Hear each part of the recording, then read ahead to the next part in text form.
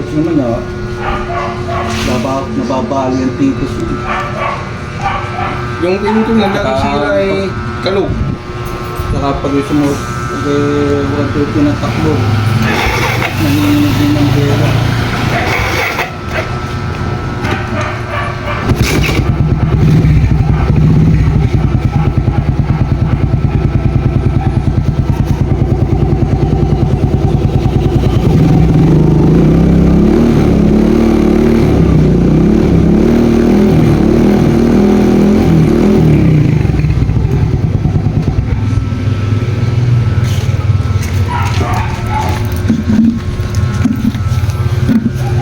Anim na taon na po ito na full wave, no?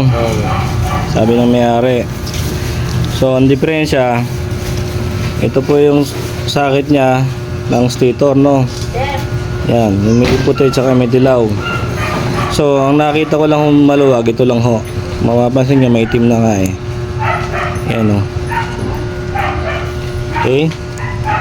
So ang ginawa natin, hindi na natin ginamit yung sakit, pinutol na natin. Nag-recto tayo ng wire ay pag bumalik makita mula stator, nag-recto tayo ng wire mula dito, no, papunta doon sa ating regulator. Sabi ko nga, ang lihwa hindi madaling masira. Lihwa po yan mga sir. Ito. Tapos ganito yung paraan niya ng sakit. Pinapaltan niya to. Yung 4-pin socket ng original na motor, pinapaltan niya, ginagawa niya 6-pin para saksakan. Okay? Yun lang naman nakita natin sira. Ito lang, wala na. After nun, nag-charge na wala yung battery. Ngayon, weak na weak pa yung battery, kaya mapapasin nyo, ayaw mandar sa full start. Pero pag once na nagkarga yan, andar na po yan. Tapos may busina to. Wala siyang fuse, nakadirekta yung kulay green na wire sa battery. Naglagay na tayo ng fuse. Bukod doon, wala na. Tayo nakita mali, kaya i-release na yung motor, babalutin. Sasama ka sa vlog, kuya?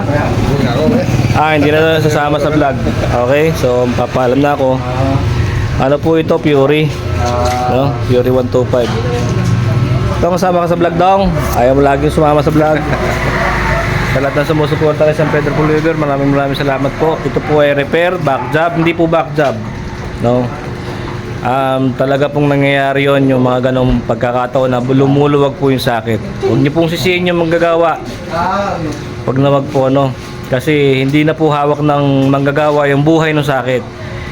May mga customer naman ako tinatanong tungkol doon sa sakit. Kung gusto niyo, wag nang gamitin yung sakit. Pwede naman, no? Irerekta na natin. Hindi na tayo magsakit.